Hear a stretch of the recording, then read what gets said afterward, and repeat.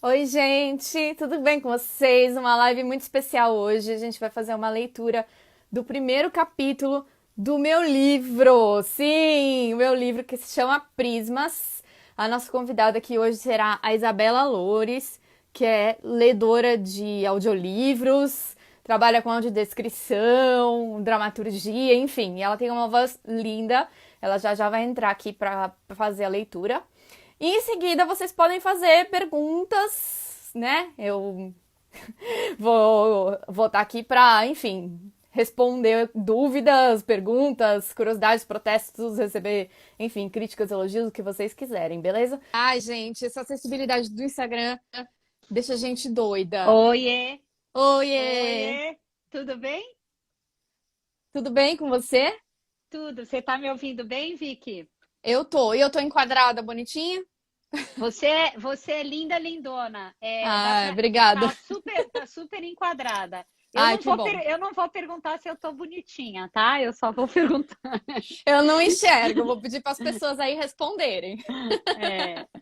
Mas eu tô aqui. O que eu tô é feliz e muito honrada, Vicky, de uma pessoa receber o convite de uma pessoa que eu admiro tanto quanto você. Ai, Como eu obrigada. digo, eu acompanho muito as tuas resenhas de literatura e eu acho muito precisas no PIN. A navalha e o bisturi que você usa para abrir o olhar de uma obra, sempre, primeiro que ela é sempre muito moderna e ela é sempre, como dizia o Machado de Assis, no olho da fechadura, vendo uma outra perspectiva da cena, né? E eu gosto demais da tua inserção literária e você já sabe, a gente já tem conversado aí nesses meses.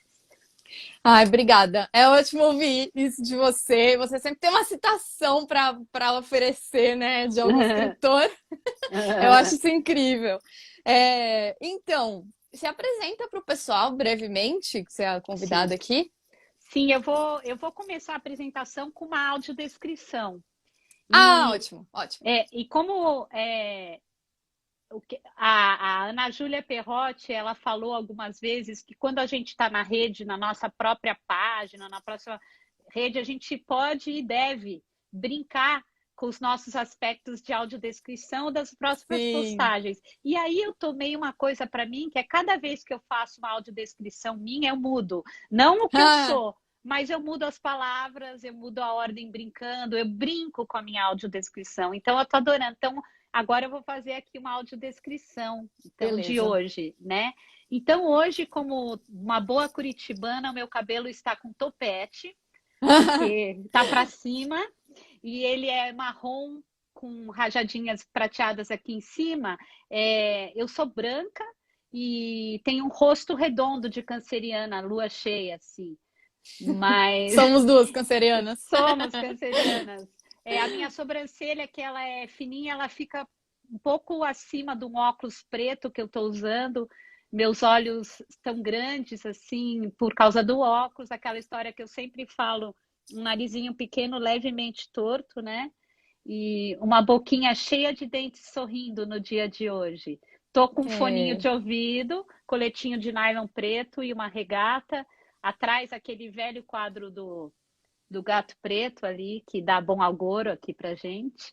E eu tô assim hoje, feliz. É isso aí. Que legal. Só vou fazer rapidinho o meu aqui também, hashtag para todos verem. É, eu tô com o cabelo liso, tá escovado, tô com um brinco dourado com enfim, pendurado assim, comprido.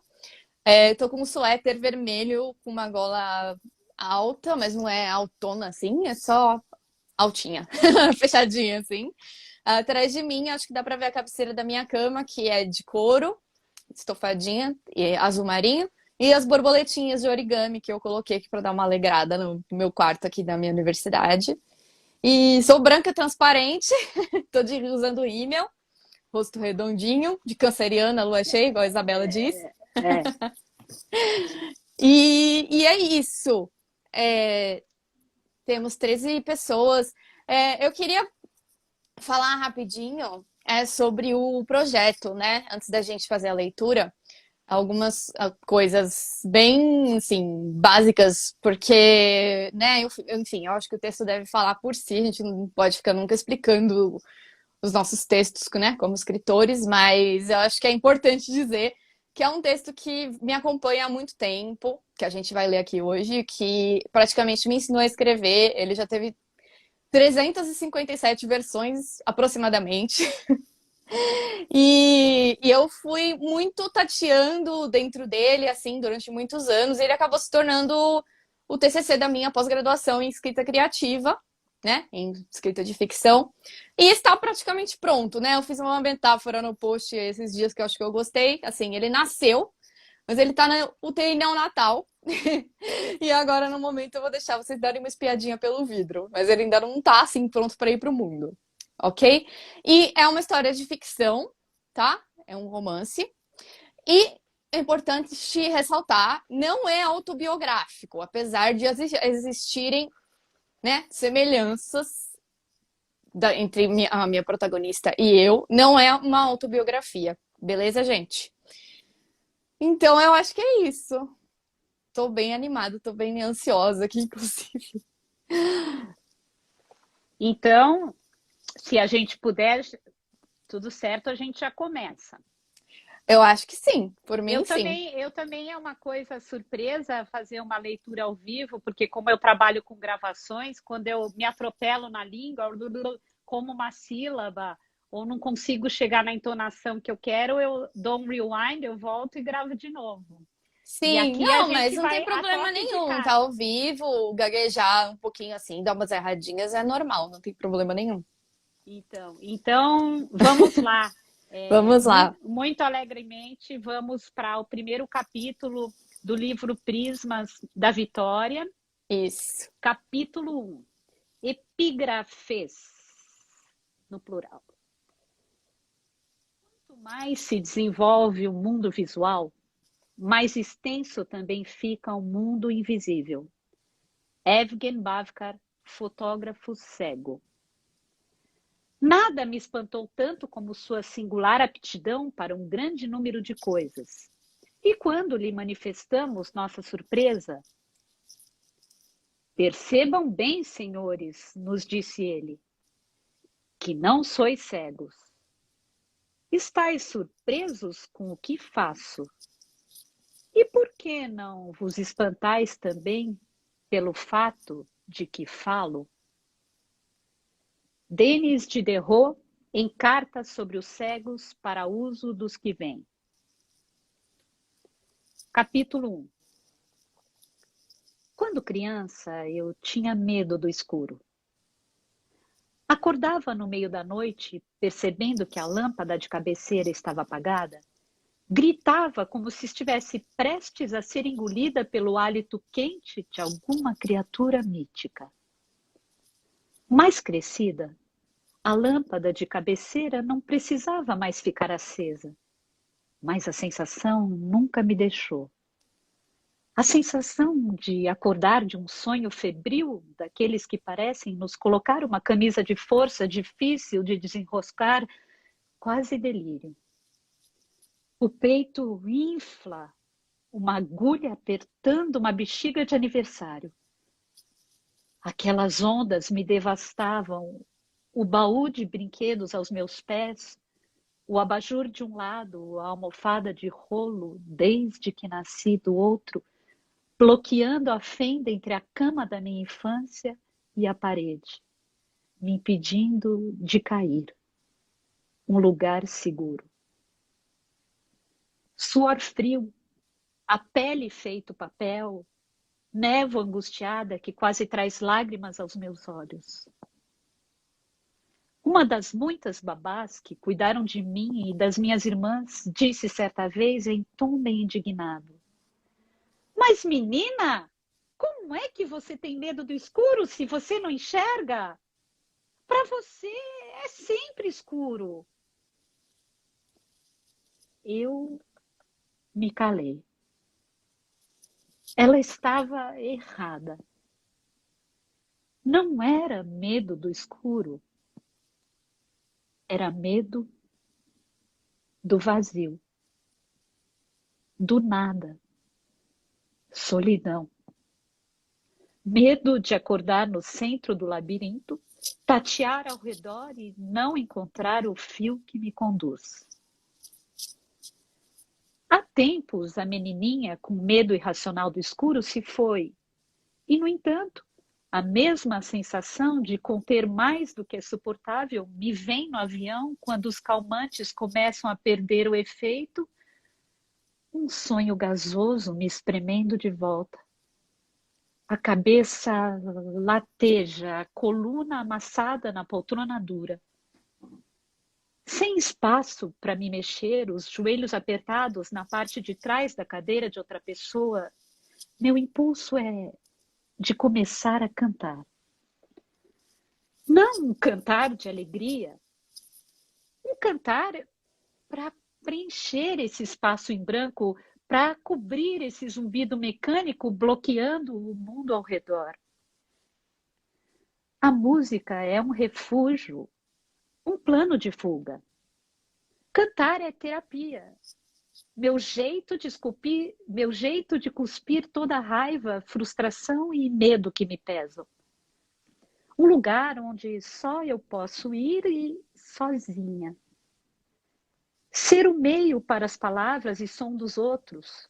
Apagar-me ao incorporar um instrumento de precisão. De tanto que me agarrei à boia de salvação da música, ela acabou se tornando minha profissão, a fonte de onde tiro as cifras para o aluguel, TV a cabo, o bilhete mensal do metrô, a conta do aplicativo de supermercado e acho difícil imaginar um mundo em que eu fizesse outra coisa. Com a música, sempre pude falar de igual para igual, sem intermediários. A vida inteira, as pessoas me contaram coisas. Como era lindo o cabelo da Bela adormecida no filme da Disney e como ele se parecia com o da minha irmã Clara. O meu, às vezes, parecia um arbusto ou topete da amiga macaca do Tarzan. Como as flores que podia sentir com os dedos no abajur de cabeceira eram lilás e rosa. Como a minha almofada de rolo azul clara estava manchada de marrom porque eu tinha cuspido antibiótico aos 4 anos. Enquanto eu crescia, o mundo todo era moderado pelas palavras e opiniões de outras pessoas. A única coisa que decidia por mim era a música que ia ouvir. E o que eu escolhia, fosse Nirvana, uma sonata de Mozart ou o último lançamento de Britney Spears, fazia os gritos da minha mãe ecoarem pela casa, mandando abaixar o volume. Uma vida como a história de Rumpelstiltskin e a filha do moleiro, que a minha classe da 3ª série ensinou. A professora nos fez repetir sem parar o nome impronunciável do anão e, por algum motivo, até hoje me lembro, farrapos de informação que ficam conosco depois da infância. Na história, saber pronunciar o nome do anão era crucial. Significava a diferença entre vida e morte. Agora, de que me serve? Hoje, já não sou mais a camponesa número 3. Não estou à margem dos acontecimentos. Sou a filha do moleiro e, por uma propaganda enganosa que fizeram sobre mim, sou ameaçada à forca se não conseguir transformar palha em ouro. Aparece a providência do anão horroroso e me oferece a liberdade. A liberdade que consegui por um preço que estava disposta a pagar. De algum modo, sempre fui uma farsa. Um ato de capacidade sobrenatural que eu montava para uma plateia predisposta a ser enganada. Até que um dia não tive mais o que entregar. A qualquer momento, o anão vai aparecer para cobrar a dívida. Certamente duvida que eu seja capaz de conceber um filho primogênito e está só esperando a chance de me ridicularizar perante os súditos do meu reino imerecido. Se dominar a palavra, nada de ruim pode acontecer. Nomeie seus medos, que eles desaparecem. Agora, navego em um mundo onde tudo é dito em algum idioma obscuro, sânscrito, e preciso aprender para prosseguir. Mas não sei como. Não há ninguém para me ensinar, não há nenhum dicionário ou manual, nenhuma fórmula racional para aplicar e desenvolver. Quem dera tudo fosse mesmo um conto de fadas. Talvez eu ficasse feliz em transferir a responsabilidade por essa coisa que vem crescendo aqui dentro de mim, fazendo o meu corpo estufar e meu estômago rejeitar tudo que não seja a sopa de feijão do restaurante da rua do lado. Ricardo fez 2 semestres de sânscrito na faculdade. Quase dou um riso de canto de boca quando essa informação emerge na minha mente. É tão típico dele que chega a ser irônico. Se me lembro bem, a filha do moleiro teve a ajuda dos servos para descobrir o bendito nome do anão. Minha analogia dos irmãos Green nunca valeu nada mesmo e ainda escolho um idioma obscuro que a pessoa mais próxima de mim no momento tem noções básicas. Desmorona como um castelo de cartas. Hieróglifos, talvez, então, aramaico, línguas indígenas que só meia dúzia de velhinhos escondidos nos confins do Brasil se lembram? Preciso pensar em uma alternativa para tudo fazer sentido. Mas não quero pensar em Ricardo, não agora. Essa bomba relógio esperando para causar um cataclismo no meu mundo é culpa dele também. Eu não fiz isso sozinha, fiz. Geração espontânea, a concepção imaculada. Por que sou eu a que abandona os planos de vida? Eva me diria algo como: tá bom, já deu, Isabel. Chega de chororô. Isso aí é coisa velha. Você sabe muito bem. Para começar, foi você quem concordou com o plano todo. Coloca um ponto final na vida em São Paulo, pega o avião e vai ter a criança com ele. De qualquer maneira, não foi ele quem começou a cartela de anticoncepcional pelo fim e tomou placebo durante a última semana do namorado no Brasil. E se processarmos as indústrias farmacêuticas? Talvez traga alguma satisfação. As pessoas não acham que mulheres cegas podem precisar de anticoncepcional. Elas têm as partes todas direitinhas? Alguém já viu?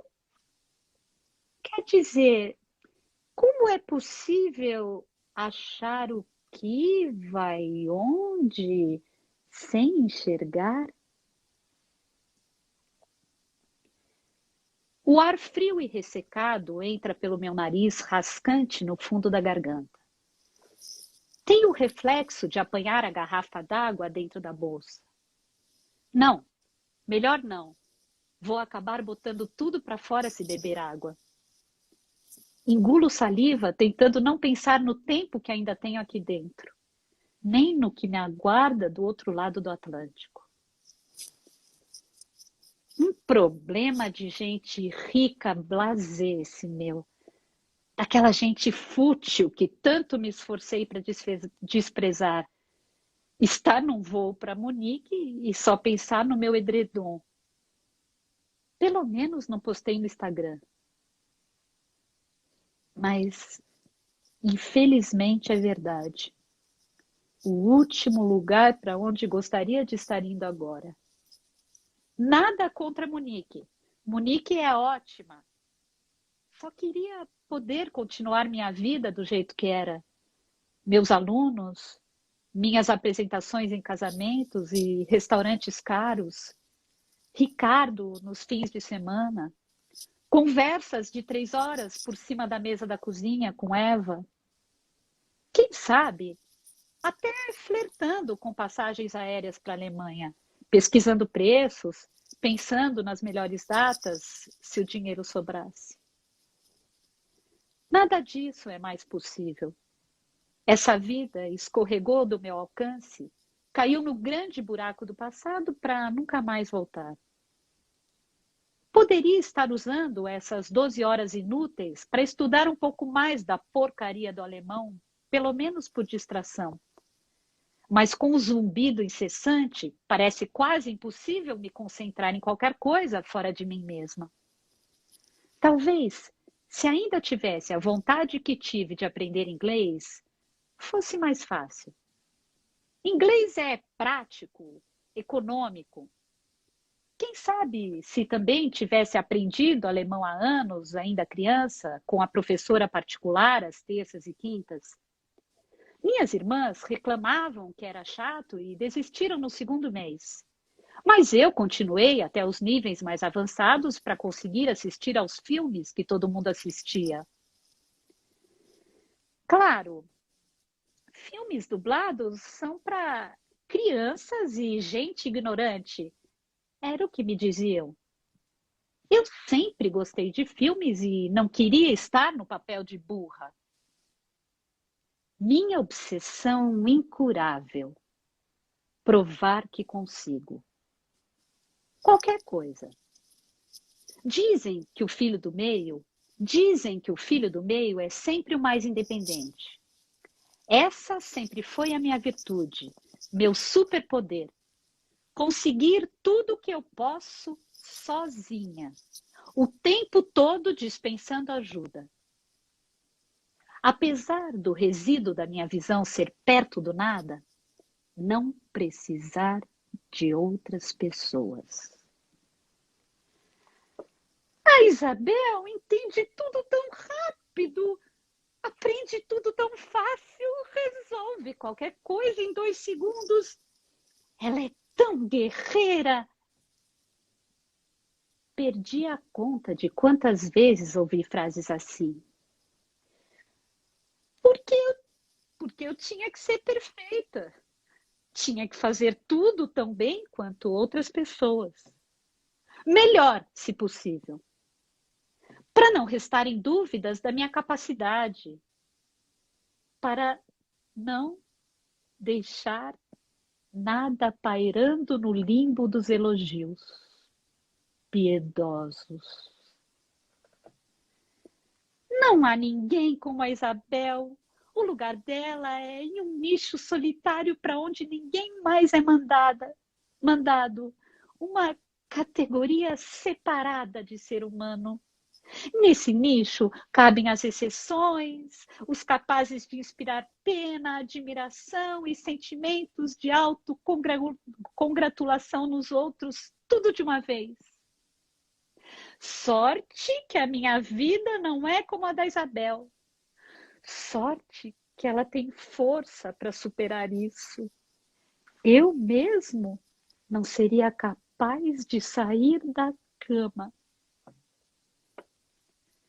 Guten Morgen, mein Name ist Maria Isabel Leone.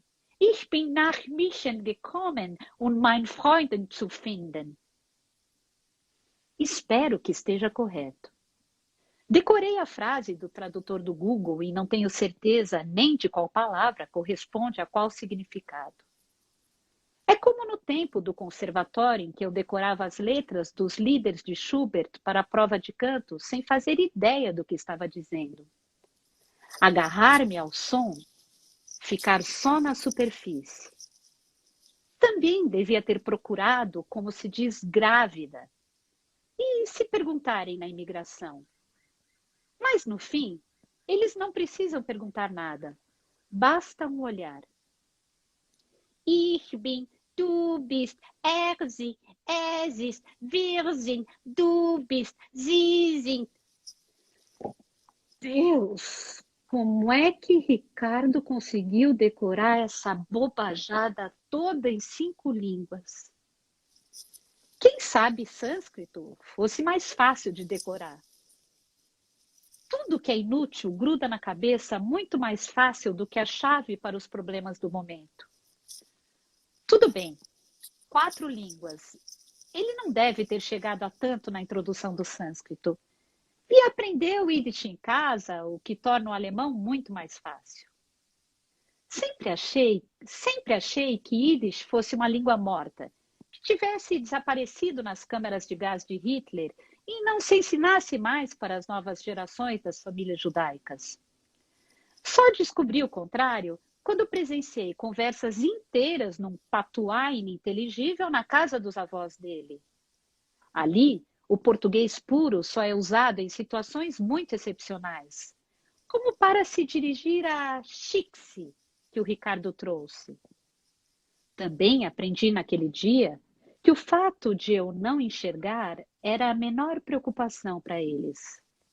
O problema era apresentar uma Chixi, o que aparentemente significa uma mulher não judia. Coloquei no Google e descobri que é usado com desprezo para indicar que seu atrativo principal é a aparência, mais ou menos como uma loira burra. Foi até um pouco lisonjeiro ser rejeitada por algo novo, ser mulher antes de ser cega, na visão de alguém, pelo menos.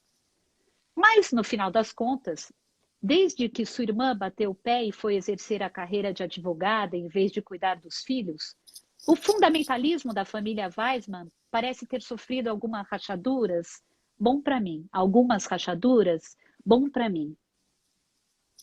Ao menos, Ricardo nunca faz com que eu me sinta burra. Mesmo que tenha um doutorado em teoria literária, o que quer que isso signifique, e esteja passando um ano como pesquisador visitante de pós-doutorado em uma universidade chique de Munique. Quando terminar, já foi convidado para dar um curso sobre pesquisa que tem algo a ver com literatura modernista. Já eu não cheguei nem no vestibular depois de terminar a escola. Sequer terminei os 2 últimos anos do colégio direito. 6 meses de supletivo e pronto, problema resolvido. Faz sentido que, entre nós dois, quem vê educação mais como um problema do que como um bem de valor, seja o que pega o avião. Acadêmicos não podem ser acadêmicos em qualquer lugar. Cantores podem cantar onde quer que haja gente para ouvir. E a música brasileira é muito apreciada na Europa. Pelo menos é o que ele me diz.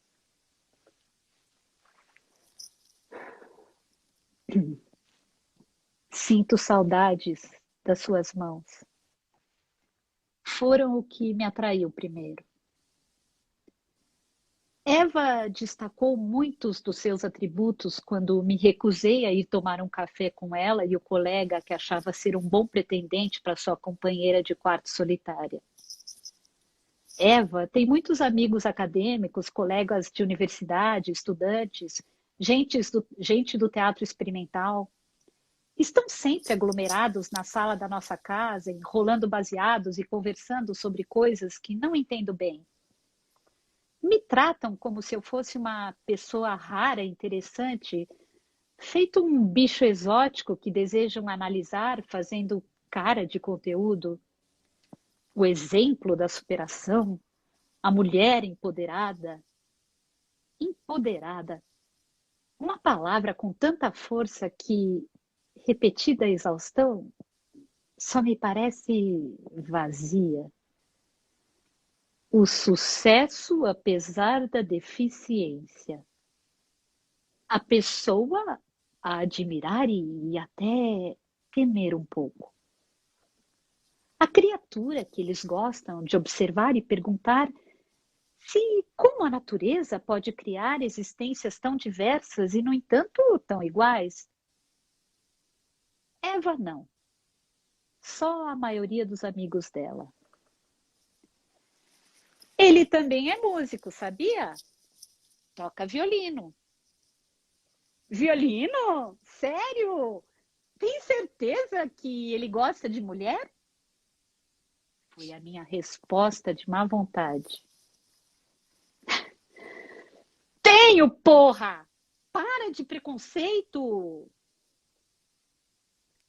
Todos os violinistas com menos de 60 anos que eu conhecia até então eram gays. E tinham percepções ligeiramente infladas de si mesmo. Os solistas, as divas da orquestra. Mas Ricardo vinha descobrir, não era nem gay nem narcisista.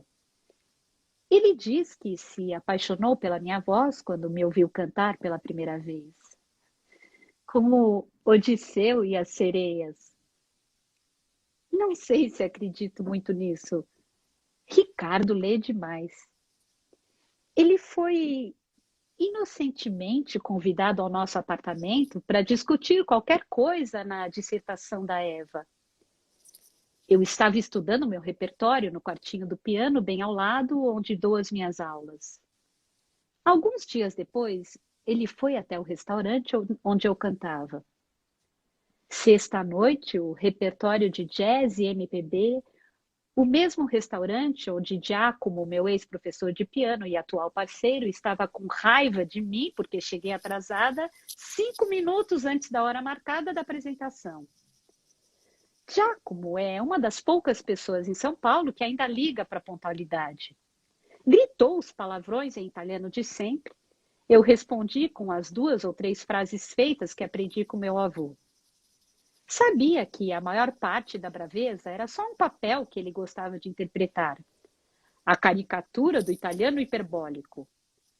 Expliquei que fiquei presa no trânsito. Mentira!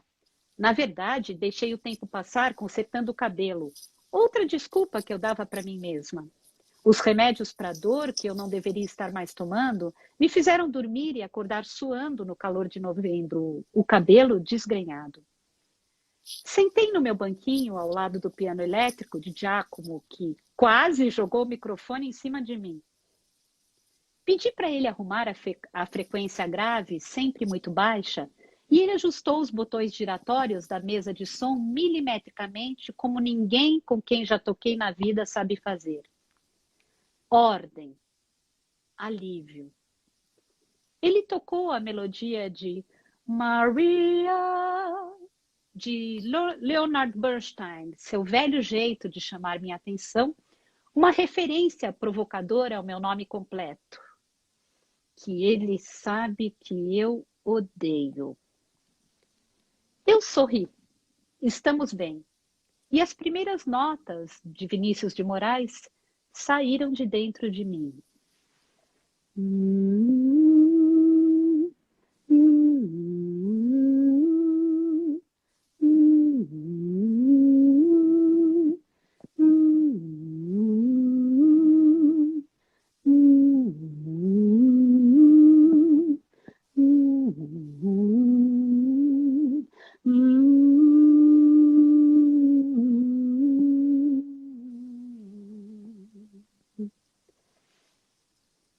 Canto a melodia com os lábios cerrados, as palavras na mente. Espero que o zumbido seja alto demais para que ninguém me ouça. É a abertura que faço em todas as apresentações. Uma melodia leve, abrindo caminho para as coisas mais intensas. Giacomo gosta, diz que fica muito boa na minha voz. Mas na minha mente não é uma canção de amor. É mais um pedido lamentoso à plateia. Como a luz só existe porque há a sombra, o som porque há o silêncio, um eu só pode existir se houver um você. Por favor, me permitam existir. Naquela noite, durante o intervalo, Giacomo me disse: Tem um ragazzo appassionato bem ali, Bela. Outro? Brinquei, tomando minha água. Ele dizia isso o tempo todo. Nunca tive certeza do quanto correspondia à realidade. Mas eu gostava de provocar, intrigar quem estivesse me assistindo. Dão uma olhada de relance para a cantora de jazz, a sedução mais óbvia da sala, e se deparam com o meu olhar vítreo e a bengala branca apoiada no piano. Me desejam por um instante, percebem que tem algo anormal e se confundem. E então, alguns desviam o olhar, constrangidos com a própria impudícia. Outros continuam olhando, confusos, intrigados, enojados por perceberem-se atraídos por um rosto sem olhar, com uma deformidade, um coto no lugar onde deveria haver o símbolo do desejo, os espelhos da alma. Eu gosto que olhem. Quando terminamos, Ricardo veio falar comigo. Disse quem era e perguntou se poderíamos tomar alguma coisa antes de eu ir embora. Eu bem que precisava de uma bebida. Ele ofereceu o braço para me guiar. O que tinha sido um par de olhos hipotético tornou-se um corpo alto que irradiava calor ao lado do meu. Sentamos num canto quieto. Ele elogiou minha performance e disse que também era músico, o que eu já sabia. Sempre quis aprender a tocar violino, confessei. Era verdade. Por que não? Dizem que é muito difícil. Testei a hipótese da diva de orquestra, apesar de ele não parecer gay. A gente se acostuma. Toco desde criancinha, então já é algo natural, sabe? Você toca alguma coisa além de cantar? Piano e violão. E dou uma arranhada no sax também. 4 contra 1. Eu só toco violino. Você ganhou. Acho que empata. Os meus 4 são bem mais fáceis do que o seu 1. E de qualquer jeito, eu tive um acidente um tempo atrás e está um pouco difícil. Mostrei a cicatriz na minha mão esquerda. Que bom que você tem o canto, então. E você canta muito bem. Sua voz tinha só uma aspereza no fundo que me sugeria cigarros, mas não um engrossado de nicotina. Era clara, melodiosa. Demorou mais 2 idas a bares e um café para eu conhecer as mãos dele. Eram quentes e longas, com palmas confortáveis, sem pelos.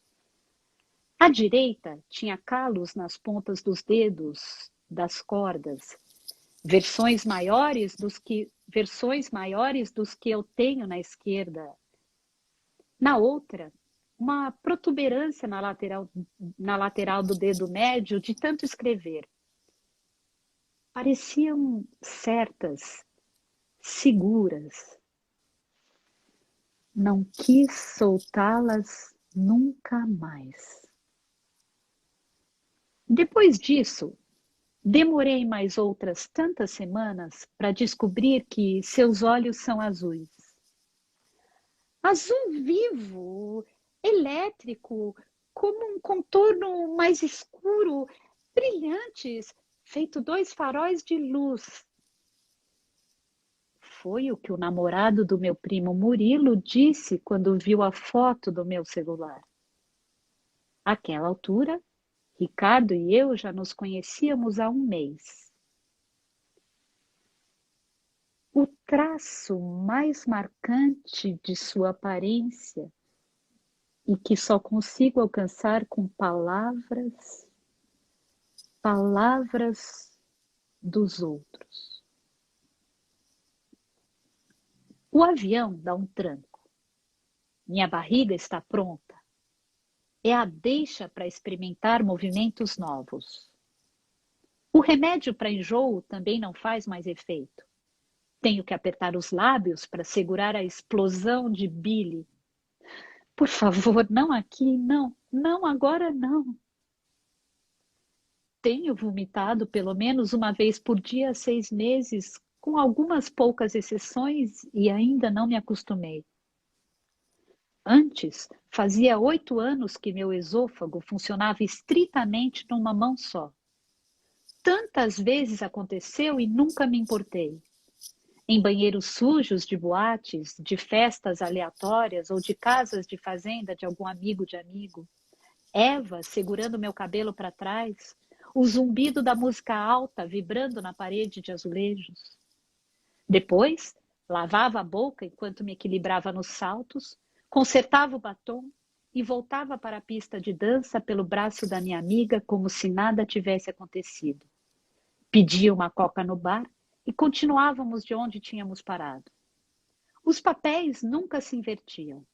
Eva tem a tolerância alcoólica de um elefante com nacionalidade russa. Por outro lado, eu era e sou mais suscetível, volátil. Música ensurdecedora, fumaça, luzes malucas e pessoas demais, bêbadas demais, em um conjunto que já tive muito prazer em rechaçar. Mas houve algum ponto de ruptura em que comecei a precisar para a saúde mental. Música sem sentido, repetitiva, hipnótica, através da qual eu podia mover o corpo até que o suor escorrendo pelas costas liberasse qualquer coisa dentro de mim. Desatada, eu flutuava no tempo e no espaço, igual a todos os outros, com os sentidos esmaecidos, o instinto no comando. Isso ajudava a limpar a sujeira acumulada debaixo do tapete. Levanto a tampa do meu relógio de pulso e sinto os ponteiros. Só faz 1h30 que decolamos. Peguei no sono antes mesmo de terminar o embarque. Enfiei o Rivotril na boca assim que me sentei. Respiro fundo. O estômago apazigua por um momento e logo volta a se queixar. Não quero precisar do banheiro, por favor, aguente só mais umas horinhas. O que é mais íntimo do que usar o banheiro? Sexo, talvez, mas quando se faz sexo, as duas partes, esgotadas de prazer, vão ao banheiro se lavarem separado. Sexo é a intimidade que todo mundo quer ver. Transborda pelas galerias da internet com certa ganância. Só uma pontada de vergonha. O banheiro é a própria vergonha. Escatológico, nojento. Queremos o conteúdo do banheiro longe.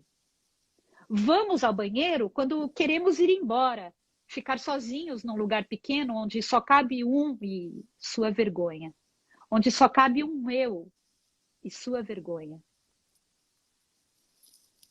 Quando estamos na escola, somos instruídos a pedir permissão antes de ir ao banheiro.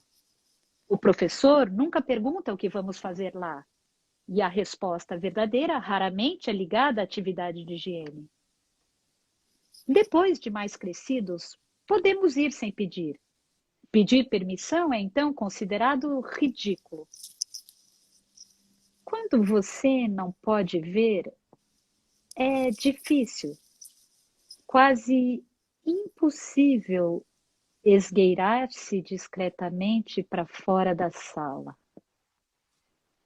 Quando você não vê, é quase impossível fazer qualquer coisa discretamente. É o riso dessas crianças de escola frente à minha cegueira desajeitada que me assombra.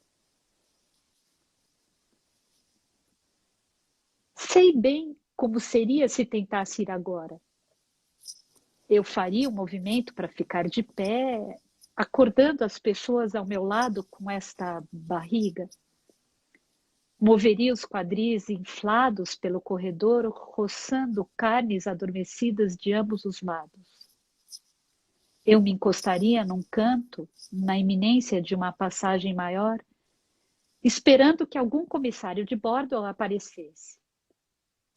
O cheiro enjoado característico estaria próximo, mas o trinco da porta, mimetizado na harmonia das paredes lisas, a sugestão de uma fila ou qualquer sinal da abertura da porta por um ocupante anterior não chegaria. Afogada num zumbido, eu não ouviria nada. Minha mão tocaria só paredes de fibra e bordas de poltrona que podiam ou não conter pessoas. Eu não ousaria explorar mais. Oi, querida, você precisa de ajuda? A atendente, com a voz de um esquilo de desenho animado, chegaria e tocaria meu ombro com ternura. Eu preciso encontrar o banheiro. O banheiro está bem aqui do seu lado, meu bem. Tem alguém lá dentro agora, mas vou esperar aqui pertinho de você e te ajudo, tá bom?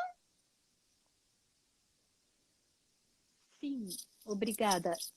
Mas não tem mais ninguém na fila? Não tem problema. Você pode passar na minha frente. Diria outra voz solista de meia-idade, mais grave do que a comissária roedora. Porque eu tenho uma barriga grande, porque eu uso uma bengala branca, porque ela acha que seria uma pessoa horrível se fizesse uma criatura tão lastimável quanto eu esperar alguns minutos a mais. Deus, quem foi que fez isso com essa menina tão sozinha e de barriga? Talvez ela fantasiasse um estupro, uma história triste de violência familiar, uma vítima do horror do ser humano socorrida por forças internacionais. Sempre gosto de imaginar o que os outros pensam sobre mim quando me veem, porque pensam. A esta altura da vida, tenho um arquivo inteiro de provas de que eu chamo atenção em qualquer recinto. A taramela bateria, a porta dobrável rangeria. A comissária roedora me pegaria pelos cotovelos e me empurraria para a frente. Eu consigo continuar ou preciso de mais alguma coisa? Acredito que, desde os 3 anos de idade, sou capaz de operar um vaso sanitário e uma pia sozinha. Muito obrigada. A luz no cubículo seria muito forte, meus olhos arderiam. Eu os esfregaria e começaria a pensar por onde começar a tarefa quase impossível de tatear à procura de cada item de higiene pessoal oferecida pelo avião sem tocar em nada. A velha instrução da minha mãe reverberando nos meus ouvidos. A velha instrução da minha mãe reverberando nos meus movimentos. Não encostar em nada no banheiro dos outros. Meu joelho bateria no assento da privada. Com as pontas das unhas eu desenharia arcos no ar fedorento procurando pelo papel higiênico. Sim, do lado esquerdo. Como o dia em que tive a primeira menstruação. O tempo todo precisava conferir a almofadinha perfumada de algodão e plástico que minha mãe me dera. Estava fora do lugar? Transbordou? Fedia demais e as pessoas iam perceber? Minha barriga doía, quase a sensação de algo puxando lá dentro. Eu só queria ir embora, mas alguém tinha me convidado para aquela festa na casa da Carol. Todo mundo tem uma colega de classe antiga chamada Carol. O aniversário de 12 anos da Carol. Apertados no quarto da aniversariante, ouvindo música. Eu queria começar a dançar e aparecer nas fotos, produzir provas de que eu podia ser legal se quisesse. Mas e se eu dançasse a Macarena do jeito que a minha irmã me ensinou e tudo saísse do lugar e derramasse? Por acidente, numa das minhas idas ao banheiro da casa da Carol, meu dedo esbarrou em um pouco de sangue coagulado que estava muito perto da borda. Nojo indizível. Meu reflexo foi de enxugar o dedo na lateral da calça, como faria com as mãos molhadas de água. O horror chegou um segundo depois. Tinha espalhado? Será que o preto da calça engoliria o vermelho do sangue e ninguém perceberia? Eu nunca ia saber. Talvez saísse do banheiro toda ensanguentada e as pessoas rissem de mim. Ou talvez passasse desapercebido para os outros uma manchinha que nem se notava. Ainda assim, eu saberia o tempo todo que o sangue estava lá. Eu seria os olhos cheios de nojo dos outros, os olhos que eu sabia estarem lá quando abrisse a porta. Tirei a calça e me aproximei da pia para lavar o lugar da mancha. Vai ficar molhada, mas água de torneira não dá nojo em ninguém. Segura de que tinha resolvido o problema com minha ideia brilhante, encostei na pia e, depois de esfregar com a água e sabão com o cheiro de rosas, percebi que havia sangue colando os pelos pubianos. Ainda uma novidade inconveniente no meu corpo. Sangue no local preciso, encostado na toalha bordada da mãe da Carol, pendurada numa barra de metal elegante na frente da pia. Fiquei paralisada. Dentre todas as possibilidades vergonhosas, era como se todas já tivessem acontecido. Eu, para sempre, a garota nojenta, a porca suja com o próprio sangue na primeira festa de verdade da turma. A vergonha duraria até o dia da minha morte. Presa naquela cidade de interior onde minha família planta e negocia café há 150 anos, os colegas da sexta série eram meus futuros vizinhos. Ou colegas em algum trabalho obscuro. Naquela época, minha ideia de trabalho era tão abstrata que achava que era certo que haveria algum para mim ali. Amigos de amigos, amores de amigos, e eu sempre a porca sanguinolenta. Aos meus olhos, pelo menos. A erupção estomacal faz outra tentativa. A erupção estomacal faz outra tentativa. Consigo encontrar o saquinho de emergência no meio de revistas e fones de ouvido no bolso na frente dos meus joelhos e tento fazer o mínimo de barulho possível. O papel plastificado pesa nas minhas mãos. Com o zumbido das turbinas, quase não ouço derramar das minhas entranhas naquele saco burocrático, desenhado especialmente para manter longe o que não queremos por perto. Fim. Maravilhosa! Nossa, é sempre incrível a gente ouvir o nosso próprio texto na voz de outra pessoa, né? Sempre dá nossa, uma diferença muito grande. E nós temos só 5 minutos, a live vai fechar em 1 hora, né? Então a gente vai, como a gente tinha imaginado, né? Vamos fechar essa aqui, eu vou salvar e aí a gente vai abrir outra para os Tá bom, comentários. Pode tá ser? bom, tá bom. Voltem, hein, gente? A gente sustentou aqui várias pessoas que ficaram aqui desde o começo que eu vi. Tá bom? Obrigada pela presença de todos. Obrigada, mais gente. uma vez Voltem, você, Vicky. voltem daqui 1 minuto, tá? Vou fechar a Joia. live e abrir outra. Obrigada. Voltando, ei. Oi. Oi, estamos de volta. A gravação da primeira parte já tá lá no meu... Quer dizer, deve estar subindo, né, no IGTV.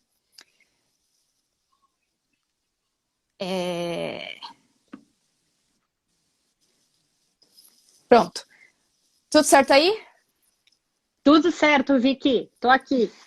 Beleza. Então, o Edgar, eu fiquei acompanhando os comentários. O Edgar já leu esse livro, muitas versões. Ele tá aqui desde acho que quase do início. E comentou também, enfim, várias partes. E teve um comentário, Isa, que falaram assim, que o Geilson comentou que queria que os leitores de tela tivessem uma voz bonita igual a sua. Fofucho. Eu já várias vezes eu mandei mensagem para o Geilson no direct, várias, mas acho que ele nunca visualizou porque ele não me conhecia. É, e às vezes vai para Eu aquela queria caixa, né, de é, é, solicitações e não. só para ele saber que eu procurei contato com ele há uns 3, 4 meses atrás, quando eu comecei a conhecê-los, né? Que a Vitória e o Edgar foram os primeiros que eu conheci, Aham. pessoas com deficiência visual, e como eu segui as tuas listas, Vicky, eu vi o Geilson, né? Sim, o Geilson tá sempre nos meus vídeos, ele comenta É, tudo, é. dá o maior engajamento. É, Aquelas. legal. Eu agradeço a todos. Eu estou vendo também vários amigos nossos aí do teatro, amigos da turma da Denise Stocos, minhas amigas da faculdade. Eu estou lendo aqui devagarzinho, Edgar, querido, queridão. Agradeço a todos, o Vendo Além, a Letícia, todos. Isso. Então, gente, vocês têm algum comentário, alguma pergunta, alguma coisa que vocês querem? Na verdade, a gente teve mais reações mesmo. Gente, aliás, eu amei a hora que você cantou a música do Vinícius só em Boca que Usa. Aham. É, sim. Perfeita, perfeita. E deu pra gente, quer dizer, eu espero, né, que tenha dado para as pessoas reconhecerem a música, não é uma música tão famosa, mas ficou certinha, perfeita. E naquela hora teve um comentário assim: "Uau,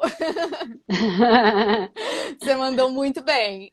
Obrigada. Eu achei muito delicado da tua parte e anticlímax você mencionar que você vai falar do Vinícius, que é o poetinha, e suprimir o poema em forma escrita e deixar ele em forma sensorial.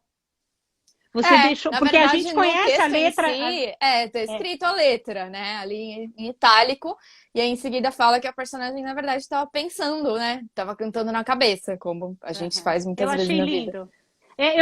Eu não sei se você está com o voice over ligado, mas está vindo aqui umas perguntas. Se quiser, eu posso ler para você. Ah, eu acho mais fácil você ler, porque eu sempre acabo deixando passar alguma coisa, ou Então, enfim. a Luciana Fevorini perguntou se você pretende publicar. Sim, pretendo, mas porque eu tô procurando editora. Aliás, se alguém quiser me recomendar, eu tô aceitando aquelas. Mas eu quero. Várias pessoas me perguntam por que que você não joga no Kindle, por que que você não joga no Wattpad, faz uma autopublicação. E eu quero tentar a via das editoras primeiro, né? E a gente sabe que isso aí não dá pra eu dizer, vai ser publicado ano que vem, sei lá. Depende de muita coisa, né? E é um processo que eu vou começar agora. Eu vou publicar sim, com certeza, né? Assim, na última das hipóteses, eu vou jogar mesmo no Kindle, mas eu quero primeiro tentar essa via das editoras. O Edgar falou assim: Isabel é uma construção incrível. Isabel é o nome da tua personagem, Isso. reiterando, né? Ele fala, é uma construção incrível. Sim, o Edgar acompanhou todo o processo de Isabel, porque ele leu essa versão inteira já, eu mandei para ele esse ano, o livro todo, e me deu um feedback incrível quando eu estava terminando de escrever. E ele leu quando eu estava começando, acho que lá, sei lá, em 2014, 15, quando a gente se conheceu, a gente trocou vários textos e tal. E era uma versão completamente diferente, assim. E ele me falou algumas coisas que me acenderam muitas luzes, assim, porque tava indo para um lado muito juvenil, porque a personagem ela passa por muitas experiências na juventude, né? E tem como a gente narrar uma experiência de um personagem jovem, mas numa chave mais adulta, né? E eu tava indo muito para esse lado juvenil, que era uma coisa que eu não queria, e o Edgar meio que me deu esse toque aí, e aí eu falei, opa, não, peraí. Aí já teve mais ou menos umas 43 versões depois dessa, entre essas duas que ele leu. Enfim, e essa que estamos hoje, que provavelmente será quase finalizada. Desde a primeira vez que eu li o teu texto, eu tive umas observações assim dentro de mim como leitora de literatura, e hoje e ontem, estudando o teu texto, me veio mais algumas coisas, né? Então eu vou Uhum. começar pela sensação estética, que é a sensação sensorial que a gente tem ao terminar o primeiro capítulo. Eu vou reproduzir a sensação sensorial em forma de onomatopeia e depois eu vou explicar. Ai, que incrível. Ufa! Ufa! Sabe por que esse ufa? Não tem nada a ver com ufa de que esteja cansativo. Não é nada disso. É que as emoções envolvidas, apesar de ser um texto que tem toda uma leveza, recheado de ele é espirituoso, ele brinca com questões sérias, delicadas, ele traz para frente do palco cenas que fazem a gente visualizar as circunstâncias de vida de um personagem que foi uma menina, criança, uma jovem mulher, adolescente, e hoje está na condição de jovem adulta, entrando para a maternidade e o mercado de trabalho, se assentando. É um ufa de uma trajetória de uma menina mulher que vai passando por várias circunstâncias com deficiência visual e como ela lida. E o artifício linguístico que eu vi que você usou e que me chamou muita atenção. Eu já vou pedir um perdão de antemão, Vicky, que eu já, na minha primeira conversa com você, há meses atrás, eu tive. Eu me peço perdão para se eu me expressar mal, porque eu não tenho lugar de fala, se eu me Hum. expressar mal e usar termos ou diretrizes reflexivas que não seja conveniente, mas eu estou falando da impressão estética do texto, Sim, literária. não, claro. Então, assim, você se qualifica na tua bio como militante de pessoas com deficiência. Você coloca militante. Então, eu não posso deixar de reconhecer no teu texto uma super militância. E em que sentido? Não, e o que sentido que eu queria dentro da literatura que você escreveu, colocar isso em evidência pelo uso dos adjetivos. Em que sentido? Como você usa muitos adjetivos do universo de quem é vidente, enxergante, traz à tona um grifo muito forte, que como a vista do mundo é adjetivada e dita através do outro, onde você diz, fico tendo uma mediação, uma intermediação dos outros me descreverem como é o cabelo da menina da Disney, etc e tal, e essa mediação é feita por adjetivos. Então, como você foi feliz ao trazer muito relevante no teu texto a função forte dos adjetivos para criar em nós, leitores, o contraste, quando você começa a descrever que eu sou sem mediação. Quando eu falei muito ironicamente aquele trecho do Vinícius de Moraes, onde você questiona eu sem você, como escritora, você questiona eu sem você, porque é uma farsa tão grande que você precisa ser pelo outro ou intermediado pelo outro. E fala em empoderamento do si mesmo, e você ser eu, me dê espaço para eu ser eu mesmo sem esse paternalismo, sem essa intermediação que você, muito felizmente, eu fiz provocativamente essa voz ridícula de esquilo, porque é uma Eu voz adorei. externa. Eu fiquei É uma voz segurando para não rir externa. aqui, para não atrapalhar.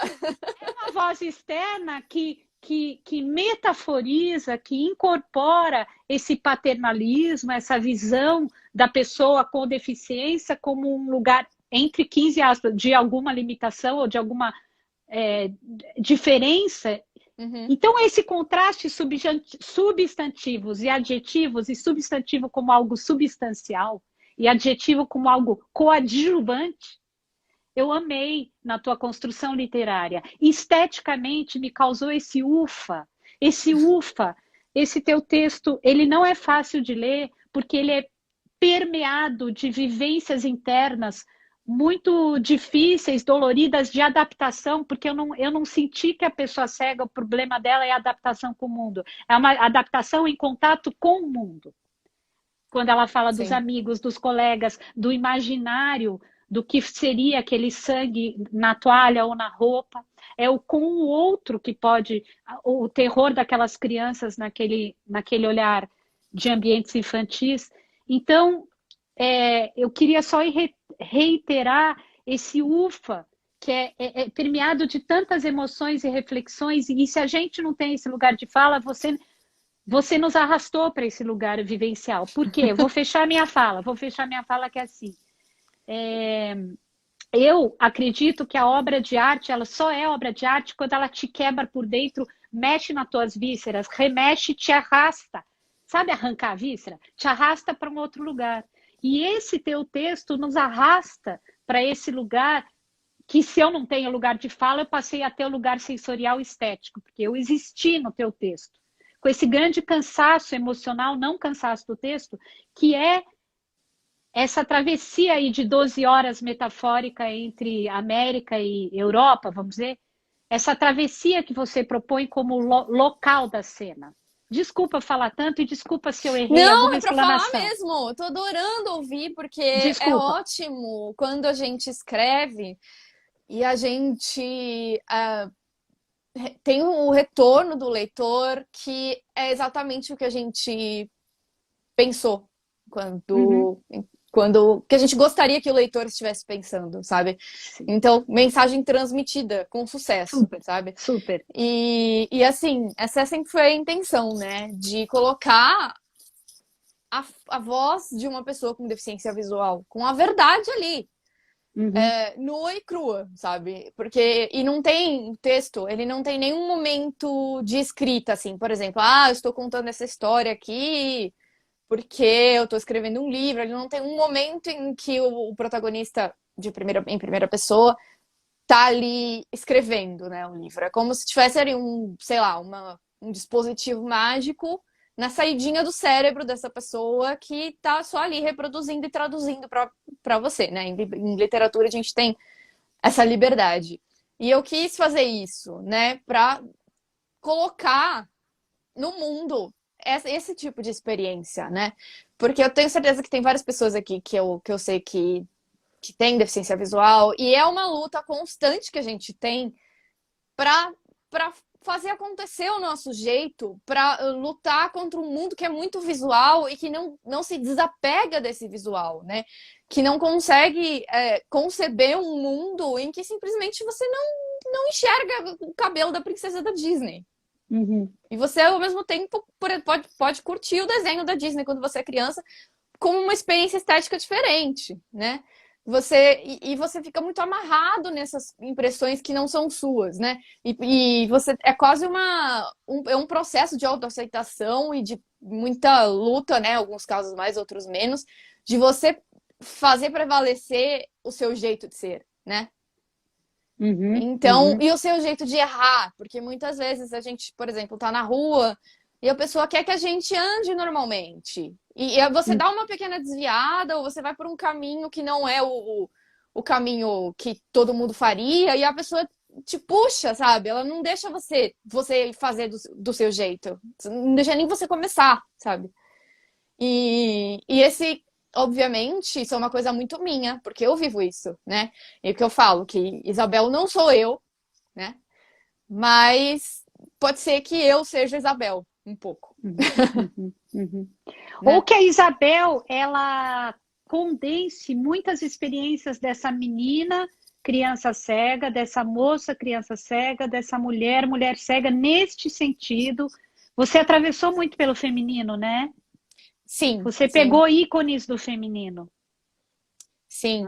Isso foi uma decisão consciente, assim. Eu lembro que eu tive esse texto lido numa oficina, e um momento que eu mencionava toda a premissa, né, da história da pílula do anticoncepcional, e que acabou gerando uma gravidez, porque, né, é uma das coisas mais difíceis para quem não enxerga mulheres, é uma das coisas mais difíceis, é tomar da pílula anticoncepcional do jeito certo.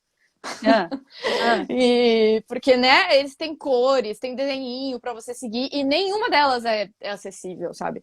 E uma pessoa gostou muito, sabe, disso, e eu pensei, nossa, mas isso eu tenho que falar sobre ser mulher com deficiência visual, Porque a gente também tem toda uma coisa da beleza, né? Qual é a impressão que a gente passa para os outros? Porque nós mulheres somos ensinadas que a gente é feita para ser admirada, para ser bonita, né? Para ser desejada. E muitas vezes a visão tem a ver muito com isso, né? Aí, porque, por exemplo, tem um filme com a Audrey Hepburn que ela faz o papel de uma mulher cega, eu não vou me lembrar agora o nome do filme, mas a maior preocupação dela é porque ela não consegue ver o próprio reflexo no espelho. E por que isso tem que ser tão relevante, sabe? Ela não pode se achar bela por outros motivos, né? Enfim, essa é uma questão que toda mulher que tem uma deficiência, principalmente a visual, que se intercala com isso, da percepção da gente perceber do que a gente gosta, ou dos outros perceberem, da percepção dos outros, que os outros têm da gente, né? E, enfim, e aí eu falei, não, eu tenho que explorar mais isso, e até a cena da menstruação veio depois, né? Veio disso, e mais adiante tem outras questões, né, ligadas a isso. E você conseguiu trazer uma leveza para essa cena da menstruação, assim, tipo, porque você, na sua leitura, você fez, meu Deus, mas vai acontecer isso, vai acontecer aquilo, com uma voz meio chorosa, assim, eu achei muito legal, porque é bem isso, é um drama mental, assim, que acontece e que, né, é um drama, mas que é real, sabe? E eu gostei muito, que era uma cena que eu tava um pouco desconfortável de ouvir. Lida? É essa coisa que você vai criando, é meio Hitchcockiano no sentido de ir construindo um suspense para ter um desfecho muito alegórico. Você começa a construir a cena do nojo. Na verdade, não é nada nojento a menstruação para menina, nananã, mas aí cria-se socialmente um estigma do nojo, sanguinolenta, os vizinhos. Aí você vai puxando isso de quem todo mundo quer ficar longe, isso de que todos querem ficar longe, é o vômito e o nojo. É esse ir para a periferia, é ir para a berlinda, de um lugar onde não pode se estar, porque é se colocado como não quero saber nada daquilo, como diria o Freud. É colocado como o pacotinho do nojo, o pacotinho do vômito, aquilo a escanteio. E você vai trazendo esse desfecho, mas você constrói a estética do nojo. Não um nojo fisiológico, mas um nojo construído. Eu estou conseguindo me expressar? Sim. Numa relação social do como o outro vai ver, né? Aí você, eu achei, assim, a tua construção, você foi muito feliz, alinhavado todo o teu caminho aí da escolha de como... E eu achei, assim, dentro desse UFA, o teu primeiro capítulo, ele já potencializa a tua obra, do que a gente nem imagina o que vem. Se o livro terminasse aí, já estava muito contado. Porque você pegou muita coisa nesse primeiro capítulo e passou o rastelinho, eu gosto dessa imagem. Passa o rastelo e vem trazendo tudo, né? Tudo ali foi trazido. Então ele abriu com essa chave potente aí.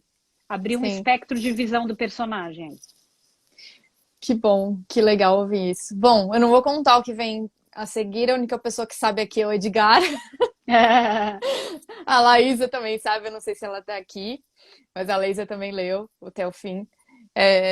Mas enfim, o objetivo é maior, né? Sempre foi esse de botar para falar uma pessoa com deficiência visual.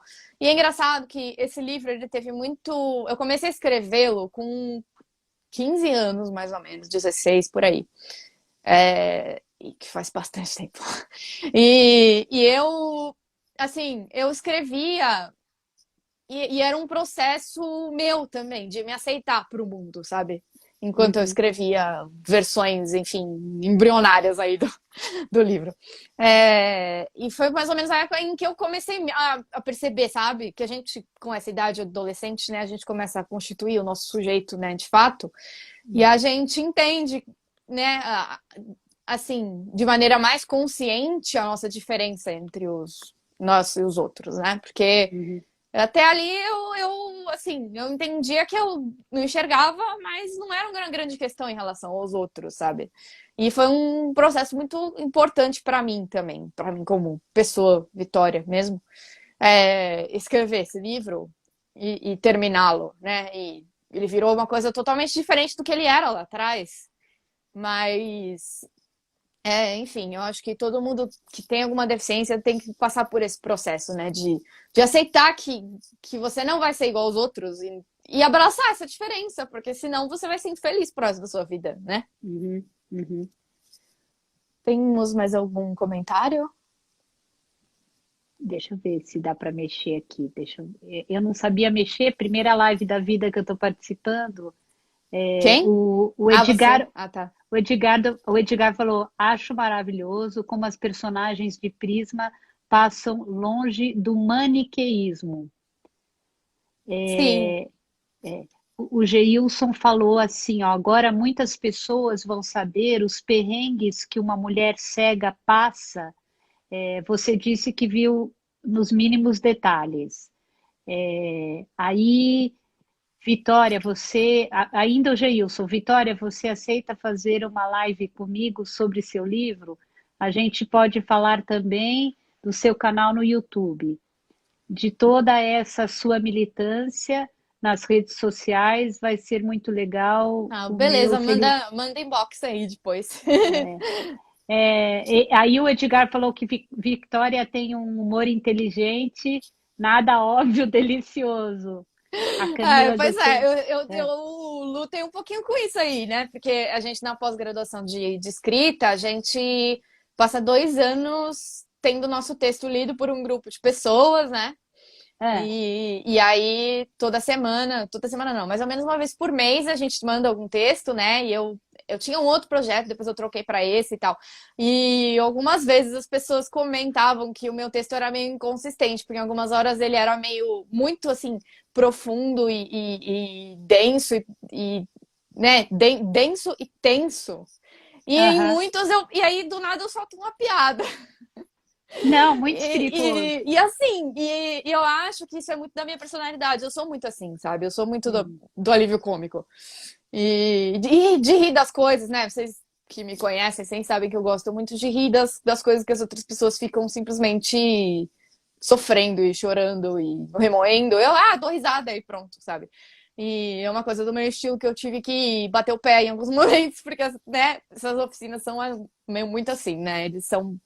Sempre tem umas pessoas que querem mostrar serviço, né? E acaba ficando uma coisa meio cri-cri. E Mas, enfim. Victória, Gislene Jardim, Victória, parabéns pelo texto, traz fortes reflexões. Isabela, belo Obrigada, trabalho, obrigada, gente. Gi. E daí o Wallace Dutra, que ele é um dramaturgo e ator, ele escreveu assim: gratidão, Victória, e gratidão, Isabela. Para mim é uma experiência única. Isabela trouxe as palavras gestuais de Denise Stocos à leitura, e Vitória trouxe o texto mais vivo possível, na mesma pulsação como o francês Valéry Novarina.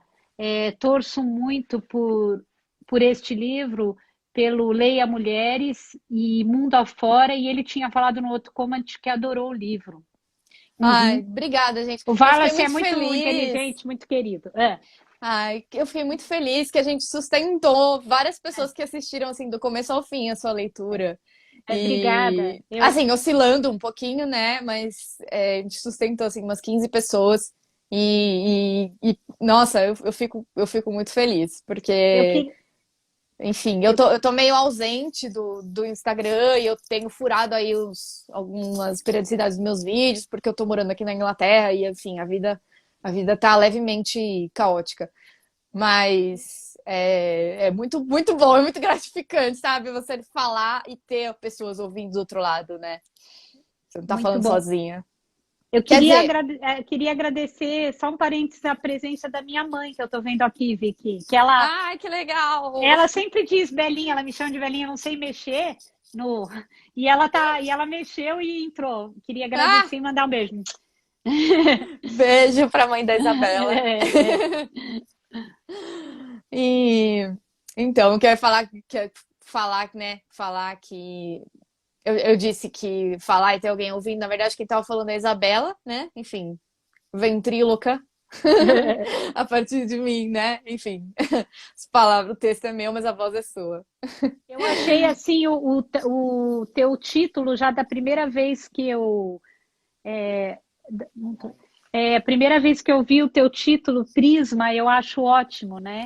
Eu acho que a gente quando ouve essa palavra prisma já pensa justamente numa peça, um polígono que, não sei se a palavra é polígono, mas é uma forma geométrica que já esparge a luz, né? Que quebra a luz. E Uhum. eu acho que quando eu falo que eu não tenho lugar de fala e sou arrastada para um lugar estético e de reflexão, você já prismou a luz para mim. Você já prismou eu ver as coisas com outro espectro, por outro espectro, né? Sim, eu pensei muito quando eu escrevi na figura do caleidoscópio, né? Uhum, Um caleidoscópio que tem todas aquelas figurinhas dentro, né? Geralmente são uhum. umas miçangas, aqueles caleidoscópios de criança mesmo que a gente faz na escola e tal, que são umas miçangas dentro, né? E você dá uma giradinha pequena e a figura muda completamente, né? Uhum, uhum. E, enfim, e a seguir, né, no livro tem mudanças de ponto de vista. Nós temos outros personagens. Eu já tô dando um spoiler aí. Ah, tá bom. Mas, e aí, a minha ideia sempre foi falar sobre esses, vou usar uma palavra bonita agora, esses interstícios, né, do que Uhum. a gente vê do ponto de vista de cada um, né? É uma tentativa, vamos ver se vai ser bem sucedida. Mas, enfim, o fio condutor é a Isabel, sempre, né? Mas aí a gente tem umas janelas, digamos assim, para outros personagens. Uhum. E, enfim, não vou falar mais nada. Ah, Mas, queremos todos ler. Tô ah, curiosíssima. eu quero que vocês leiam, né? Mas, Aham. enfim, é um processo aí. E agora o ano praticamente já acabou, né? Então, enfim, vai ficar pro ano que vem mesmo, mas é assim. Uma hora ou outra ele vai estar por aí. Eu tenho uma curiosidade, assim, enquanto ledora, no caso específico do dia de hoje, aqui, ter lido em voz alta, essa alteridade de ter tido uma pessoa que não você desreconheceu, irreconheceu o teu texto em algumas passagens, em termos de que a intenção tua como escritora foi subvertida para um outro lugar, sofreu um prisma. É sempre. Eu já tive meu texto lido muitas vezes, né? Por causa dessas oficinas, a gente sempre tem que. No começo de cada oficina, quando a gente vai comentar o texto, o autor sempre lê um trecho. Uhum. E eu, como nunca conseguia fazer a minha própria leitura, era sempre algum colega que fazia para mim, né? E é sempre um estranhamento, por mais que a pessoa dê exatamente as mesmas intenções que você tinha em mente quando você escreveu, é sempre um estranhamento ouvir na voz de outra pessoa, né? Uhum. E você leu de uma forma muito mais pausada, muito mais emocional e que me fez pensar até, assim, de cortar algumas frases no meio, colocar uns pontos finais, assim, porque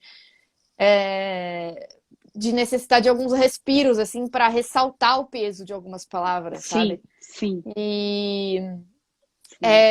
mas é sempre assim, né? A gente tá sempre editando, não importa, nunca vai estar pronto. E...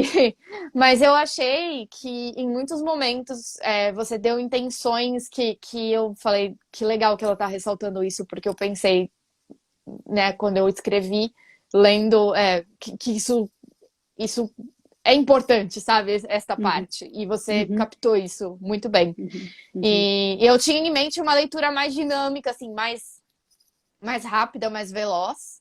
Mas é claro que, né, numa leitura profissional do nível que você faz, é sempre mais pausada, né? Pra todo mundo conseguir entender e tal, e ter uma interpretação mais cuidadosa e tal. Mas eu gostei muito. Não tô dizendo que não gostei, não. Tô falando que as Não estranhamentos que a entendi. gente sempre tem, né? É. Mas ficou bem legal. Não, Ficou eu muito pensei legal. mais na intenção, por exemplo, as frases que tanto a comissária quanto a outra passageira e você estão ali, eu fui esquadrinhando como eu acho que está na cabeça das pessoas, né? Como eu acho Aham. que Eu até escrevi, aqui tem uma ironia, aqui tem uma voz que a pessoa tá com desdém, né? Porque é como me chega, né? Então mas é sempre maravilhoso essa conversação entre escritor e leitor, assim. Eu acho que é aí que abre a criatividade, né? Sim, sim, Cada um sim, sim. conta e ouve uma história dentro de si que vai se construindo no imaginário, né? Sim, até é um processo muito importante. Eu acho que nessas oficinas a gente aprende muito mais com os nossos colegas do que com professores, por exemplo. Porque o professor muitas vezes fica quieto a aula inteira e só dá uma fechada no fim, né? Ele conduz, né, as oficinas.